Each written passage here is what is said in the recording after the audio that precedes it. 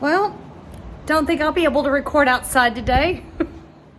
Hey guys, it's Robin, the Lady Biker. How is everyone doing today?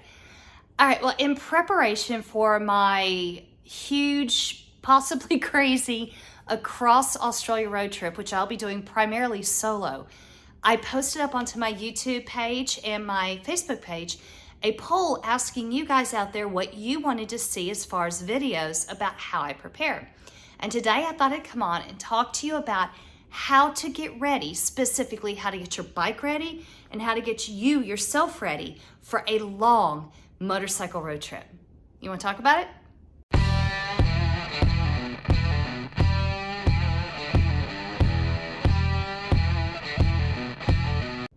All right, guys, as I said, getting ready for big motorcycle road trips, there's a lot of different things involved. One of them is making sure your bike is ready and making sure you yourself as a person are physically ready to make these kinds of trips. Now for this trip, I'm looking at taking on roughly 25 days, doing about 500 kilometers, which is about 350 miles each day. This is going to be a huge demand on not only just my bike, but my body.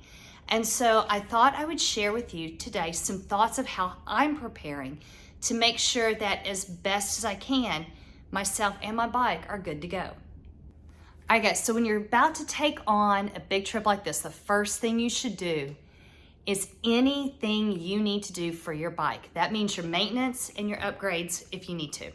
So that's tip number one. All right, so if you can and you've got the mechanical background and knowledge to do this, definitely do it yourself. If you're like me, I take mine into Perth Harley-Davidson because, oh my gosh, those guys always take care of me. And have a full service done, and then also have them do a nose to tail safety overall check. Now, there again, there are some things I can definitely do on my own, but I don't necessarily, myself, don't have the skills to look for anything that could possibly be going wrong. I already know her brakes are going to be good. Had those checked. If you didn't see that my one about Bob, you always check your brakes. But it's all these different things. Make sure your bike is ready to go. It's better to do any maintenance and repairs now while you're still at home and start about a month out so you have time to get any emergency parts in. But also if there's any upgrades, do the upgrades. Not too long ago, I upgraded my shocks because Scarlett's shocks were the OEMs and they were shot. And let's face it, Harley shocks are not that great anyway. And I upgraded to the Legends. Definitely, when you can, make those upgrades, but do the maintenance, do the repairs before you leave. All right, the second thing that you really need to focus on is pull out all your gear. Every piece of gear.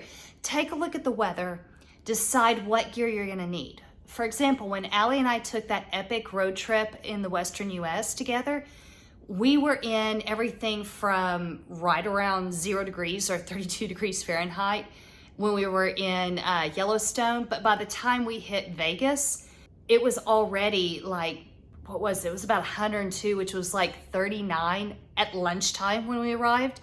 So we had this massive temperature difference and we had to take a lot of gear. On this trip I'm taking over east because of the route I'm taking and the time of year I'm taking. It's gonna be pretty much cold the whole way across. But the cold here is usually a rainy, wet cold. So decide what gear you're gonna need. Get it out and take a look at it. Make sure the condition your gear is in. Now that's everything from your riding jacket, your rain gear, whatever it is, take a look at it.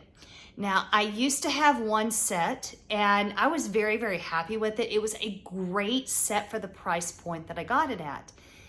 However, after riding in it for about 2 years and all the sun and all the wind and all of that, it just broke down. It was really amazing set for about 2 years. So I knew I was gonna have to get a new jacket and new riding pants because I ride in textile. And I went ahead, and I've been saving up for a while, and I went ahead and upgraded my riding gear to climb. Yes, it was expensive. Yes, it is worth every penny I paid for it. It is amazing gear. I'll do a review on that before I leave as well.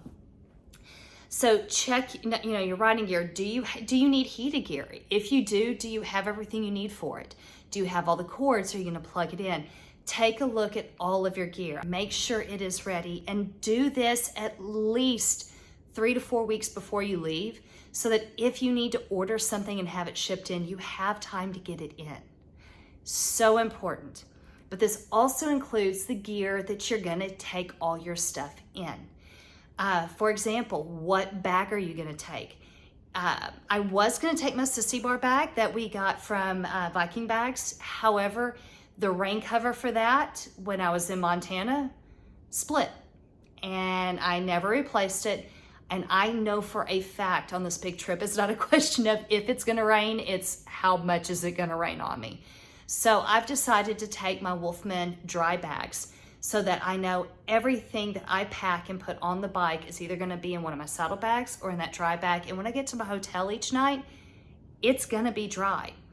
Now, that's another thing to determine if you're camping or if you're hoteling it, because if you're camping, you also need to check that gear as well and make sure everything is good to go. All right, guys, so once the bike is good to go, once the gear is good to go, the other thing you have to make sure is good to go is you. You got to make sure you're healthy. About 4 to 6 weeks before you head out, go see your doctor. Just get a general checkup. Make sure there again, it's like doing maintenance on a bike or repairs on a bike. You need to make sure you are completely healthy. Perfect example, I was noticing I was starting to have some issues, especially my fatigue level, and nothing I was doing was gonna fix it. I mean, nothing. I went in, told the doctor, we talked about it, ran a few tests. One, we found out that my thyroid meds we're having to kind of play with my dosage again. So that was off, but also I was recently diagnosed with celiac. I know, gluten insensitivity. Do you know how much gluten is in like everything when you're on the road? So, now I know what was causing some of my problems, especially my fatigue issues, and we're able to address them. And now I know ahead of time on the road the things I can do to keep myself healthy and feeling good. So I can do those miles every day. I can stop and do some hikes. I can enjoy everything around me because I am healthy and I feel good. But also make sure you check if you are someone like myself who has to take medication on a daily basis. Make sure that you have enough medication to not just cover you through your trip, but even for a minimum of 1 week after you get back. Just something I've learned in the past, it's always good to have that refill than to run short and have some issues. You know what I mean? Okay, guys, the final thing about making sure that you are ready, you've gone through the bike, you've gone through the gear, you've seen the doctor. It's also, and this is the one where I might get some pushback, guys, be in shape. Riding, especially riding long distance multiple days in a row, is physically demanding.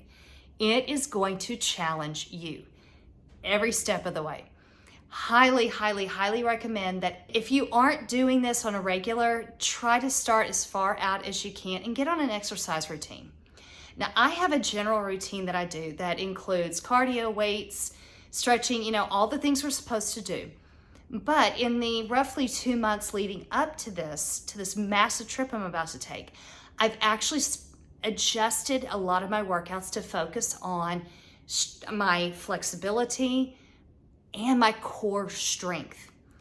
Because your core is something that you use so much whenever you're riding. You use it to balance, you use it to corner, you use it to stand the bike up, you use it to keep your posture upright so you don't fatigue in your upper back as much. It helps on so many things. So I focused on increasing my core strength, but also my flexibility and really pushing that, because you're in a seated position all day.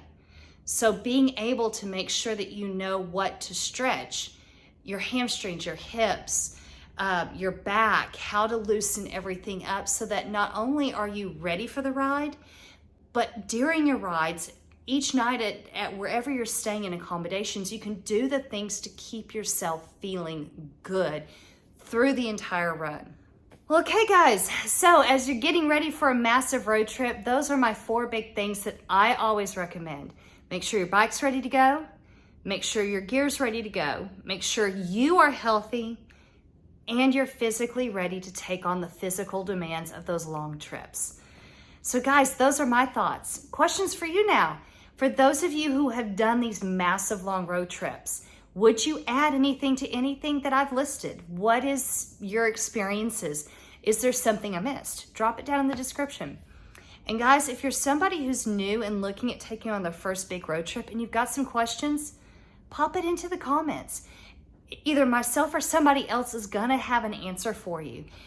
But at the end of the day, it's getting advice and then making it work for you. That's the ultimate answer to any of these questions. So with that said, guys, I am gonna go get ready. I've actually got to start working on how I'm gonna pack Scarlett. That'll be an upcoming video. But until then, guys, get out and ride. When you do, have fun, be safe, and I'm gonna see you on the next video. Bye.